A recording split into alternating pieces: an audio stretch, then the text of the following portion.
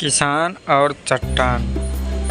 एक किसान था, वह एक बड़े से खेत में खेती किया करता था। उस खेत के बीचों बीच पत्थर का एक हिस्सा जमीन से ऊपर निकला हुआ था, जिससे ठोकर खाकर वह कई बार गिर चुका था और न जाने कितनी ही बार उससे टकराकर खेती के औजार भी टूट चुके थे। रोजाना की तरह आज भी वह सुबह सुबह खेती करने पहुंचा, पर जो सालों से होता आ रहा था, एक वही हुआ। एक बार फिर किसान का हल पत्थर से टकराकर टूट गया। किसान बिल्कुल क्रोध हो उठा और उसने मन ही मन सोचा कि आज जो भी हो जाए वह इस चट्टान को जमीन से निकालकर इस खेत के बाहर फेंक देगा। वह तुरंत भागा और गांव से 4 से 5 लोगों को बुला लाया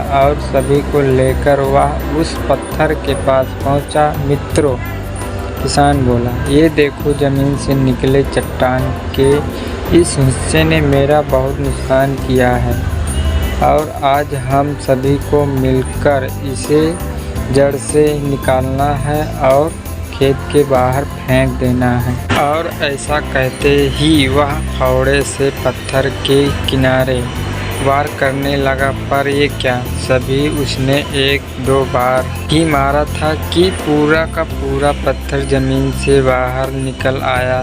साथ ही खड़े लोग भी अचरज में पड़ गए और उन्हीं में से एक ने हंसते हुए पूछा, क्यों भाई, तुम तो कहते थे कि तुम्हारे खेत के बीच में एक बड़ी सी चट्टान दबी हुई है, पर ये तो एक मामूली सी पत्थर निकला। किसान भी आश्चर्य में पड़ गया। सालों से जिसे वह एक भारी भरकम चट्टान समझ रहा था, दरअसल वह बस एक छोटा सा पत्थर था।